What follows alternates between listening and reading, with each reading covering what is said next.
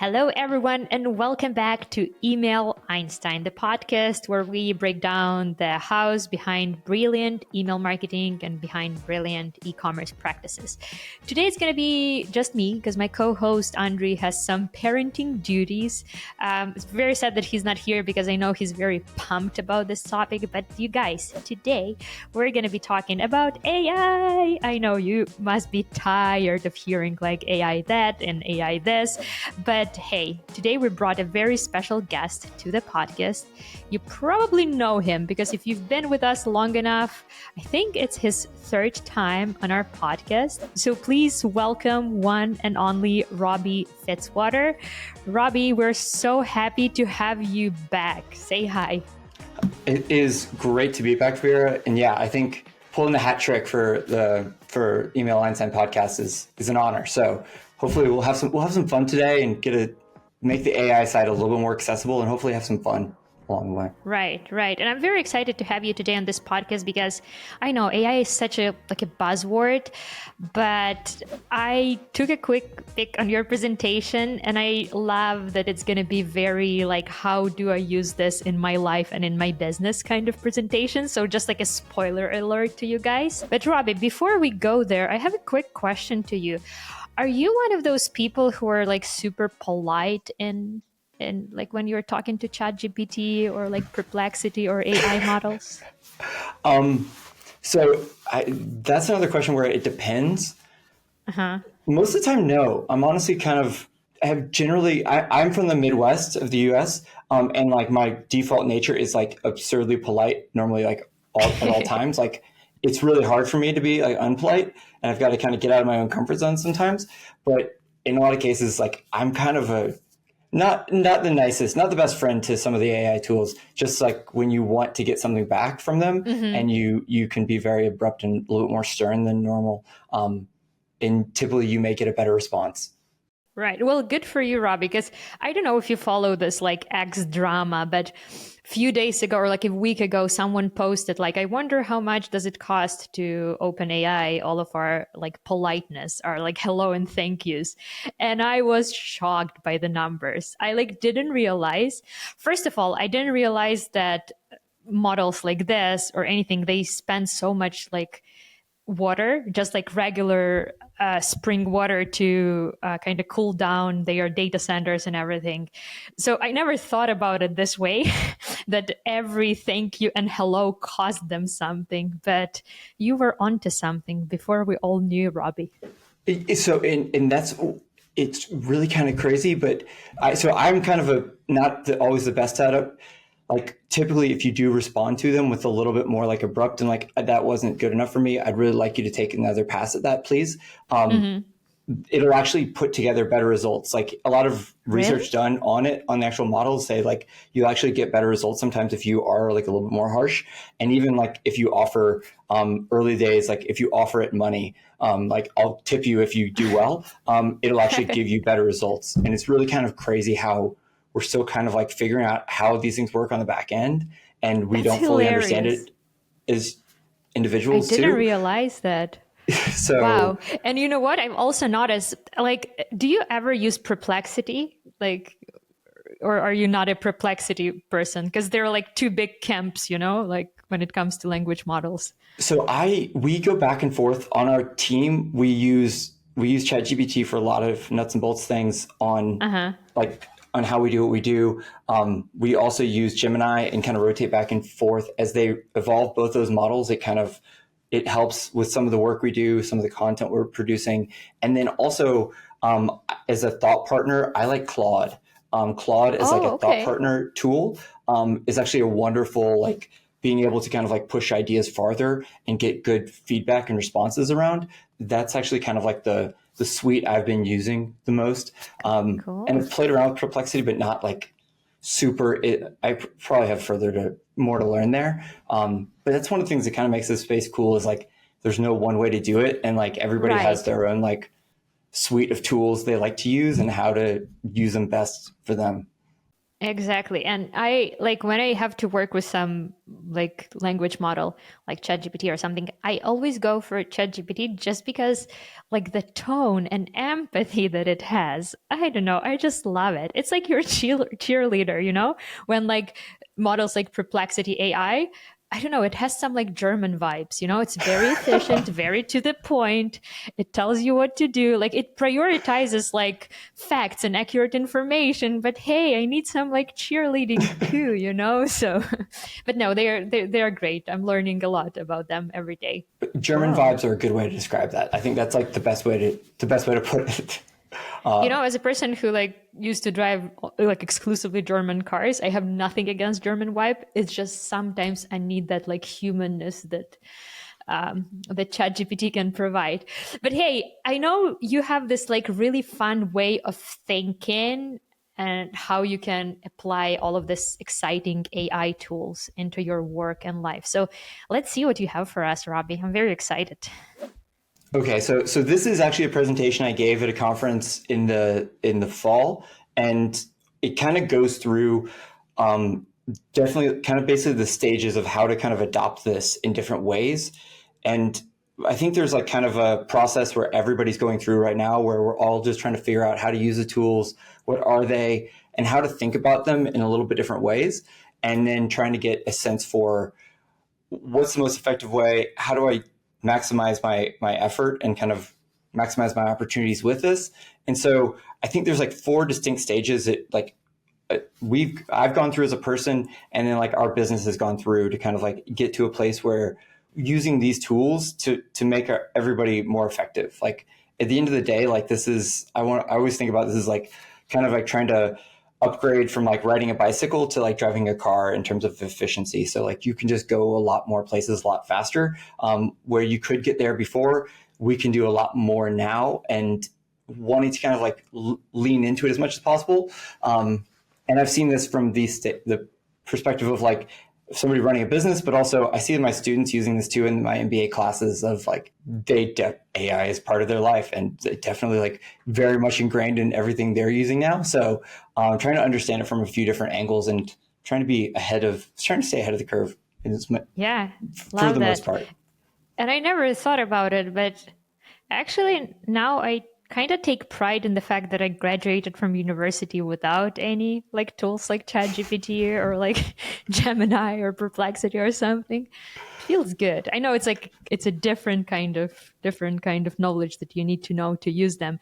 And a lot of our listeners, I'm sure they are like using AI in their everyday lives for summaries, for like fixing clunky emails and stuff. But like tell us more about the way someone like can push themselves to explore more and to experiment a little bit more. So let's see what you have for us. Okay, so looking at the presentation, like I have a cute slide of like this is what we do, like connecting businesses and customers. Aw. Always trying to have some trying to make it a little bit more lighthearted and irreverent. But like right now, there are so many people. Like AI is a buzzword. Like you can't throw a marketer down the stairs without AI coming out at least once. And it's just like it's everywhere where it's everywhere, and like add the term AI to the end of a business, and it's like valued at a higher rate. It's just becoming a little bit like overdone in some cases, but like so many people talk about so many abstract things, and like it's challenging for almost intimidating for some people to kind of start to get into. But I think like Mm-hmm. trying to go through a few stages of like adopting it and really using it in effective ways. So I try to think about this from the perspective of like every time we use AI to do something new, we're choosing to not do it the old way. So like every time we have a chance to pivot and do something different, we're choosing not to do it the way we've done it in the past. And that is a distinct decision we have to make every time. Every time we try something new there, but it gives us a really unique opportunity to try to experiment and explore, and where hopefully again sometimes this can take more time on the front end for some of these things to kind of like understand how they work. It's a really great opportunity for us to kind of grow as individuals and understand how we can do better work, do more work more effectively, and then Mm-hmm. also kind of like there's a lot of great use cases that aren't as are a little bit more non-obvious than we would expect, but I think are really kind of wonderful in the ways that we can use it, not just like making summaries or doing like kind of like the stuff you know it should be able to do, but stuff that you wouldn't necessarily expect. It's a really great tool for. So the first stage is kind of like using it like personally and then professionally. Like, so just kind of having some fun with it and playing around with it. So I like, my brain works in like bad analogies typically. And so like, I've got to have like an analogy for this. So like like AI is a driver or AI is riding with you. This is like, I'm learning how to use it as personally and professionally. Like AI is in the backseat. AI is like working with me. AI will help me if I need it, but it's not doing everything for me yet. But I can call in the backseat and ask it if I have a question. So AI doing that for me. So personally, professionally, like one time, and everybody's done this, like we had a wrong link in an email. Like this happens to everybody. Again, I've run an email marketing agency just like you guys do. And this is like the worst. And especially with this, we have a group that has like a wholesale arm of their business along with a retail version. And we like duplicated an element across those different accounts. And like something went out with a wholesale link in it. It drove me crazy and got under my skin. And like, is like anybody who runs a business or operates a business, you're like, there's lots of emotions that go along with that. And also you're like, wait, this is going to cost us money. Like, oh my gosh, like this is the worst. So like a lot of internal churning that happens. So one of the ways I was like, hey, I don't want to deal with this anymore. I want to try and find a way that we can avoid this like anguish. Can I use a tool to do this? So basically created a custom ChatGPT module to basically take an email and check the links, like render each link in the email. Wow. Tell me if it's a button, if it's a text, if it's a hyperlink, tell me if it's a image, what that link is, where it lands, and give me a description of what it's doing. And I can do that for every email where like, as opposed to checking each individual hyperlink, like clicking on each individual link to make sure it's going where it's going. We can do that through this tool. And it's really easy to do because like I download the email file from Gmail and then I upload it here and it'll do everything for me from there. And wow, that's so clever. I love it. So like, again, this like thorn in my side, it's like a deep pain point is something that is like turns into a great opportunity because suddenly can try this for different things. And that's so clever, and it would have saved us so much like effort and even money, because I remember like one time we sent this email with the typo in the link that created some issues for the client. And very often not very often, in most of the cases we do catch them. But I remember one time we were sending this email for a very like high-end client in like furniture industry or something. And our designer by mistake inserted the link to like a Colombian marketplace of the cars. We caught it. We caught it in time. But can you imagine? Can you imagine the impact?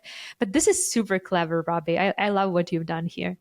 Yeah, that this is one that's, again, like there's so much when you're publishing so much and you're like creating so much. Doing everything perfectly is like virtually impossible. Like I always joke, like we want to be like a good school bus driver. We can have like between 3 and 4, but no more than 5 accidents per year, and we're good.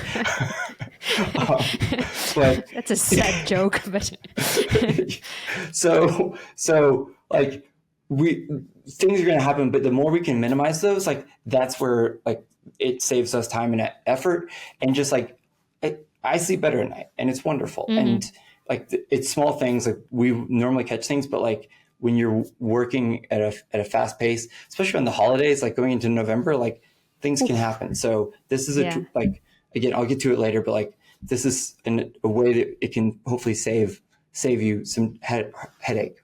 Another way, like this is where I think the personal side of things really helps us to kind of understand, okay, I can do this in a different way. So about a little while ago, we were naming our second child, like our our firstborn. His name is August, and it's hard to find a name that kind of like matches that. So like if we have August, like it'd be hard to like name him like Gary. It just wouldn't necessarily like match. So we're like, okay, how do we kind of like make this work? So we used like LLMs, like, hey, what's like a classic name that matches kind of the context of August, for a boy to be named in 2023. It in the top 800, so like there's some context for the name, but not in the top 200, not to be like overused. And like basically, what are some options that would be appropriate? And where we have like such a broad list at first, it helps us like narrow those down, and it took things from like really, really abstract, and it helped us kind of like understand some of the context behind some of those names, and really helped us hone in on exactly kind of like what we wanted in a name that would be like his own, and also like in the same like kind of like level as August, where it's not just like as much of a common name. Or I guess it's August is a little more common now. So I'm like super curious now. What did you pick? Please don't say it's September. Please don't say it's September, because it would be very. So August was born in June, and our second son was born in August. I really wanted to name him June, naturally. Cool name. But his name's Emery. So it's amazing. Yeah. Wow. So it's wonderful, and like we loved it, but it would have been harder to find that name if we weren't like using this as an option. And like I learned a lot about names. I didn't know like Sebastian is like the Latin version of the Greek August, or like vice versa. Really? Wow, that's fascinating. And I love how you apply AI literally to everything, even like naming your kid. Kudos to you, Robbie. It's so funny. So yeah, like trying it out. AI did an amazing job. I mean, the name is awesome. It's hopefully a win. He doesn't hate me for it too much later on in life. So like other ways, like professionally, like, can you make this more concise? Yes, that's easy. For me, like teaching, hey, can you please take this table of student responses, like to 12 questions, and put it into rows and columns? Like, hey, can you just organize data for me? Like, I don't want to do this. I could do this, but I'd love for you to do this for me.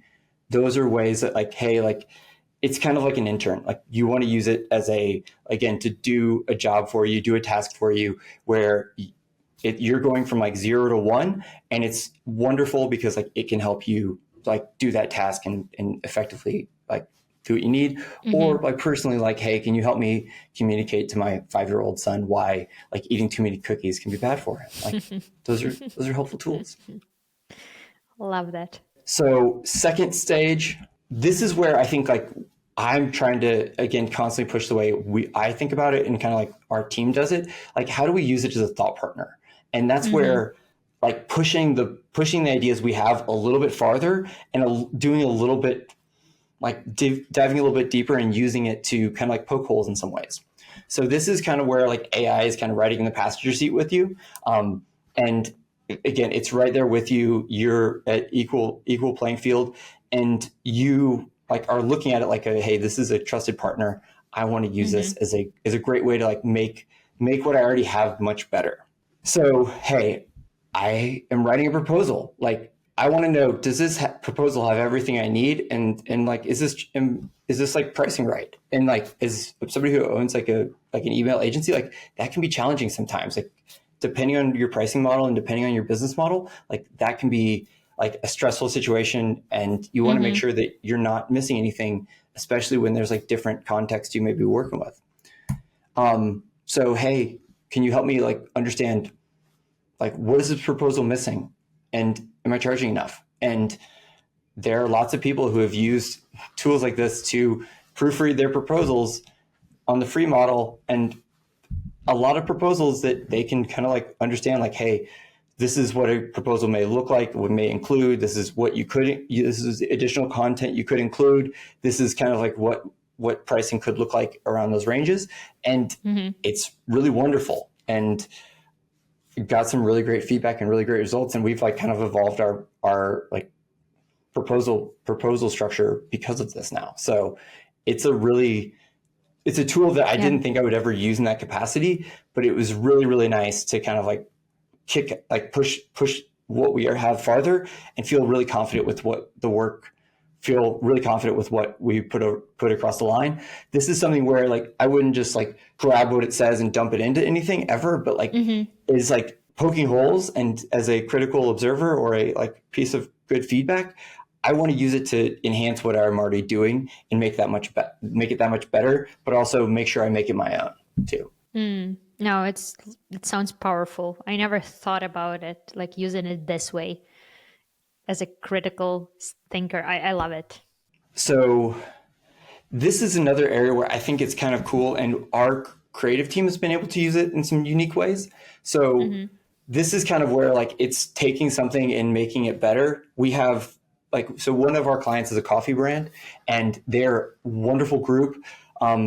They're again kind of like keep kind of like evolving and getting bigger and bigger. But one thing is like a lot of times like some of their coffee, like they can't do a lot of cool creative sometimes because it's like maybe seasonal, maybe like different contexts. And it's just like hard to do it when they're releasing coffees over and over. So they have a seasonal coffee they release every year. And like we have a pretty ambitious piece of content we really wanted to create. And we like, actually, that doesn't really make sense. Okay.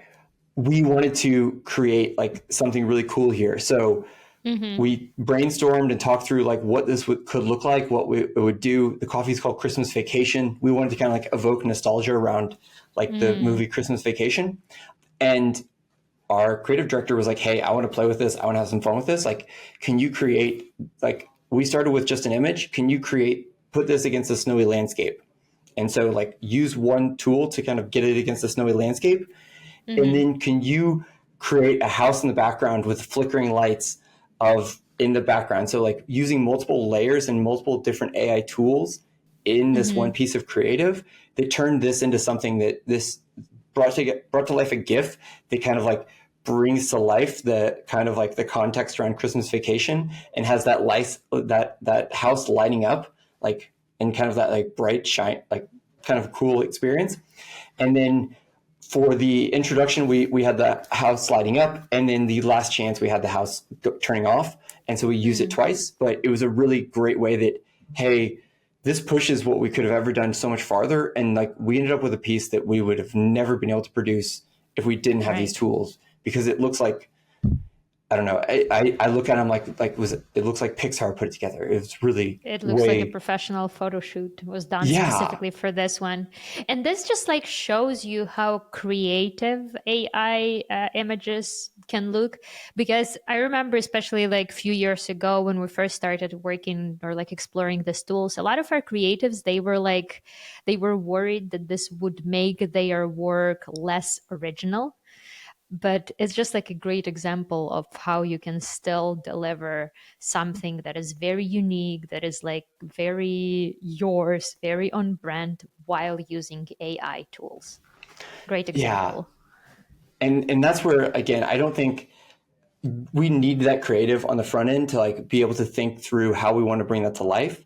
But once we have that, it just like supercharges what they're able to do. Like this would have taken somebody like going out and like filming in the cold, in the place where it's snowy, and like getting that all right, like is basically like virtually impossible. Like we're in the Southeast, like that's not going to happen for us. So right. I think at this point, like the prompting will become the art or the creative process of its own, right? Yeah. Where we are. And then like even asking, like using a prompt and then asking it like, hey, can you do that again? Can you do this a little bit different? And that's where you can be a little bit less than courteous to it. That's where you can be like, I'm not okay with that. You could do better. Feel bad for it because it's like ChatGPT is like one, you know how they say that you become like similar to the top 5 people around you? Like ChatGPT is definitely in that 5 people circle for me. So I try to be nice to it. Okay, so I'm going to have to pay for ChatGPT's therapy. The paid one. The paid one is the next level. Yeah. Yeah. And I actually read something that people are using the tools as like therapists, like feedback for therapy. And I think it's amazing. Yes, they do. One of my friends, no, I use it as a therapy.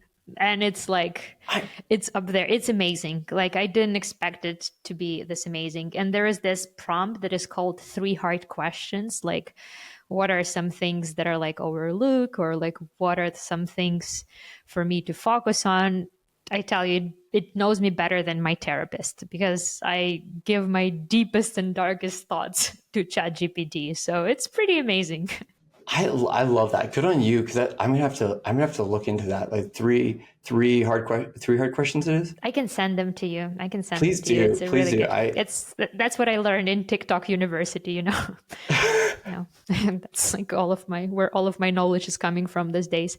But no, I really like this example that you guys have created. It looks like a professional photo shoot. Like, it's amazing. So yeah, and like again, it goes into an email. It looks wonderful and like yeah, it was cool to see that come to life. And like again, I this is like the version where the lights go out and like that's the last chance version. So again, like how can it help you make your work better? This is another kind of way I've used it, where we were negotiating, like talking with our office, like to group we rent an office from. And again, negotiation is always one of those things. It's like, so some people love it. Some people like, you just want to like approach it in a smart way. And like the going back and forth via email, like, hey, how can you help me frame an email to not get a yes, no response? Like in the style of Chris Voss. I like never split the difference. It's like a book I read and like apply that stuff all the time. But like, can you help me do this and like frame this in a way that's going to help me do it better? Because I just want to make sure that I can put the burden of proof on them in this case. So it's really wonderful, because like, again, the Midwestern in me hates that. And I need some help sometimes. So this was just another way to just like help push my thought process a little bit farther. And so like once we've done this, and once I've kind of like gotten used to kind of like putting it through its paces, and again, these things evolve, like you use it again for like, again, internal like feedback like that, like I need to try this too. Like that's where kind of like that experimentation internally, like the experimentation over time, like we get to figure out how to use these completely differently. Cause like it's not going to look like it today is like the slowest day of technological change for the rest of our lives. And like, this is not going to look the same a year from now than it does today. So we keep evolving in how we're doing it and how we're using these tools. And we're going to hopefully be ahead of that. But how can we bake it into our process is the next step. Is like, how do I like create something in more systematized way of doing this? So this is kind of where AI is driving for you in a lot of cases, where I can, again, offload some of that mental and cognitive load to AI, and they can start to handle some of those things for me, where I'm not as worried about, hey, I don't need to write this like follow-up email. This is the like output of a meeting. Can you put together like a follow-up email with like next steps, action items, and put those for individual people? So it's doing a lot of work for you. So one thing we do a lot, especially on the onboarding side with new clients, we do a lot of surveying, a lot of like asking things. And also we also want to ask their audiences and their customers questions, so we can know them a little bit better, to understand use cases, to understand value propositions, and like get to know their customers. Like that voice of the customer research is really important on the front end, we think. But when we have surveys with like hundreds and hundreds of answers, like it can be overwhelming. So like we have a tool that we use, like, hey, can you help me identify common themes in a survey? And we use the same tool every time we do have a survey from a group. Like we're putting it into there, and it's helping us find common themes. And then it's also helping us categorize those themes based on demographics or like psychographics that we're seeing. So if there's themes within a cohort in there, it'll help us find those. Like for like a given product, it may be like, hey, this is, some people like this for like rest and relaxation. Some people like this to like hang out with their friends. But for an older group, like they may like it because it helps them sleep. So a lot of different products may have a lot of different use cases, and it helps us identify the use cases, and then also the benefits or the reason people are purchasing it from each specific category, so we can communicate to them more effectively as an individual. Yeah, we do use it for survey analysis quite a lot, just like you said, it's perfect to unpack that complex information.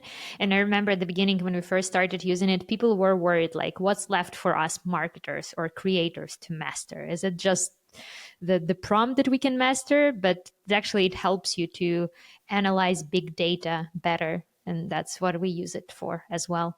Yeah. So like, again, this is like where if we could hire people to do this, or we could do this, but this is like not the most valuable use of anybody's of like as marketers, like Vera, you're a pretty smart, intelligent person. Like I don't want you like manually categorizing a survey. Like I want like your time's like you using your strategic brain. Like that's where you're going to be the most valuable. And that's like where we get more time to use the strategic side if we kind of outsource some of the like the heavy lifting or like the like more manual tasks. And it's makes things just a little bit easier.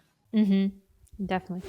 Want to discover how much money your email marketing can actually bring you? If that's the case, let our team of email marketing experts show you how. With our free email marketing audit, we'll conduct a comprehensive analysis of your email marketing efforts, provide you with an action plan, and show you how to effectively segment and convert your audience. Simply go to flowium.com/audit and book your audit today.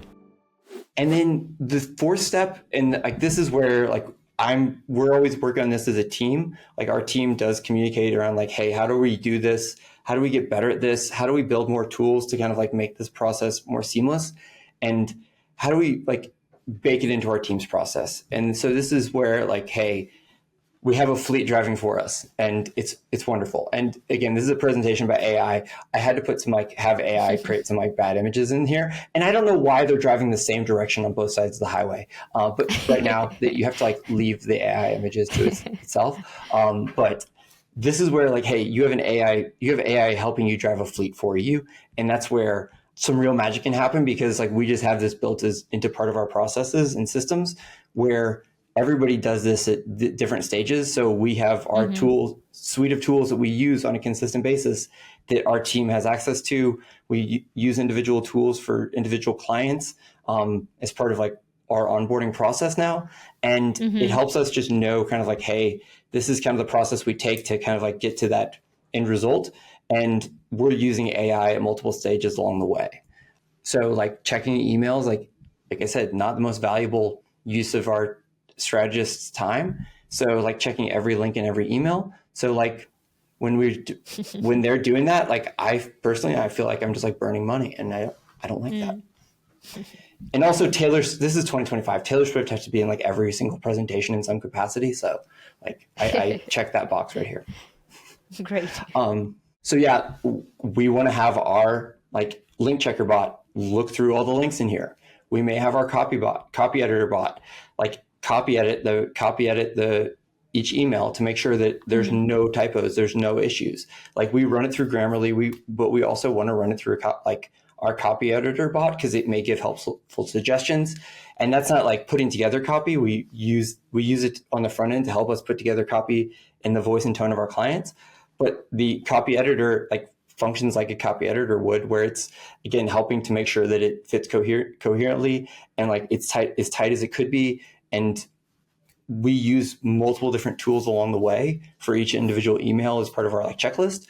And that's a really wonderful way that we can like get things done, get them done effectively, and like outsource some of that heavy lifting to the different tools we're using. Right. It's a tricky one, this like grammar checker and everything, because it's very tricky to maintain that like accountability in the team. Like when part of the process is like AI driven, and like who owns the mistake. So we're like still navigating this world for sure. But yeah, it can be super helpful. Yeah, we've kind of started treating it like we do like email on acid, like or like litmus, where it's like it's just a step in the process, and like it's just a step we use to make sure that we have everything done. But yeah, it's like again the accountability. It's harder to do that. We normally like to have a checklist for everything we're doing, and like making sure we're going through that process, and then multiple eyes on it. But this is just like a way that we can minimize the time that even our editor, like whoever's the second set of eyes on anything or the third set of eyes, like they don't need to spend as much time on it. And so by the time it gets to a client for approval, like it's plenty of like, we feel really confident this is really good work across the line. And it's just, again, a little bit of a cushion to make sure that we're in a good place. Right. So you're treating it almost as an extra pair of eyes to take a look on your email. Yeah. That's cool. Let's play the AI confessional, because I know you must have had some like AI fails as well, or some of the things that AI totally missed or backfired. Like, did you have anything like this that didn't work for you guys? Okay, so we've had a few, like, again, like it'll hallucinate every once in a while. The worst one personally, the worst one for me, like I built it up to be this like big thing for my wife who's a an academic, and she was like using the tool for the first time, and I was like, hey, log into my ChatGPT account, like you can dive in, use it for your research stuff. I think this would be really helpful for you. And she's like, 5 minutes in, I'm getting text messages like, oh my gosh, this is the coolest thing I've ever seen. This is amazing. This is amazing. And like 10 minutes in, she's like, it just lied to me so bad. I hate this. I'm never gonna touch this again. Like, it was just like this like giant swing of emotions of like, okay, I'm sorry. I'm sorry ups that and downs are it had made up it had made up all these new articles that didn't exist. It cited those articles. It brought up a bunch of random things, and it can come up with a lot of tricky kind of like funny things. Recently, I've noticed it being creative, a little bit. Recently, I've noticed it being like lazy in some cases. I use a lot now where I will use like the voice-based version of ChatGPT. So like I'll use the like talking into it, and when I ask it to do something, it'll say like, okay, I'll follow up when I have that done. And it just doesn't follow up. And I was like, ChatGPT, like what happened there? And it's like, I'm sorry, I let that through. And I was like, you need to do better. Can I have that now? So I've had to start giving it more tight deadlines. Okay. It's funny that the ChatGPT started having an attitude. I actually started playing recently with this tool, Runaway, it's called. Have you heard of it? It's like the tool that animates the images. And it actually has some like pretty impressive results. And I was thinking of like animating some of my books for social media, but the result actually, can I show you that? It's like please do. It's pretty funny. I probably just didn't do a good job with like prompting, but we have this little dinosaur, and the prompt was like he has to wave a hand and walk away, but it made it flat, like you see my screen, right? It made it like flat and two-dimensional. It's like so weird. And I have quite a few like examples like this when it just like adds the third arm to it, or it's just like it does all kinds of like weird stuff, but it actually, if you're doing the prompt right, the results are pretty decent. And that's my first time ever using this tool. So there is a bit of a learning curve, but it's so worth it. We have this little like accountability in Flowium where we have to play with AI and try something new for at least like 20 minutes a day, every day. That's like the commitment that we have for our little group. And then we get together and share the results of what we learned. So yeah, that's a little experiment that we're running. You know what? That's where like, again, was talking to Andre like recently at the Unspam conference, and like that's where you guys are going to take this and run with it. And that's where like I'm just excited to hear like how you guys will use these tools and apply them, because I'm curious. Like everybody's brain works a little bit differently, and that's where I think like we just have so many cool things ahead of us for how these all work and what we can do with them. So I'm looking forward to it. We'll report back, Robbie. We'll report back because we just started doing this.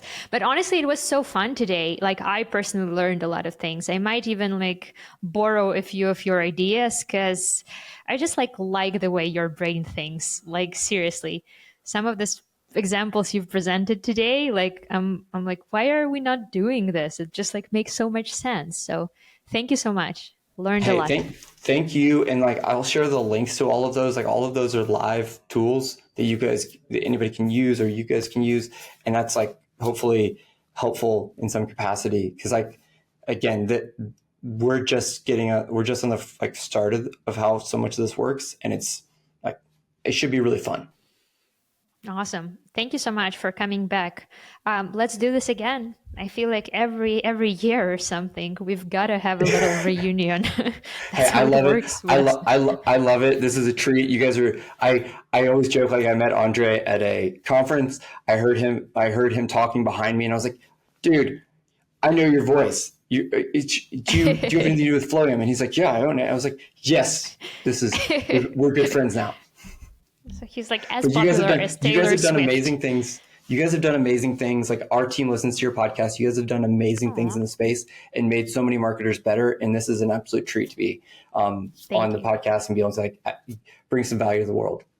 Thank you so much. Let's reconnect. Not the way ChatGPT like follows up, but actually let's reconnect with what we learned about AI in a few months. Because I know, like you said, every day is something changing, and it will be very different a few months from now. Yeah. So, but yeah, it was a treat, and looking forward to that. Then we'll have. Thank you so much, Robbie. Yeah, round 2 of this. Thank you so much. Take care. Okay, bye. Bye. Hey, if you're watching this and you like what you see, please hit subscribe and hit the bell because it helps us grow our channel.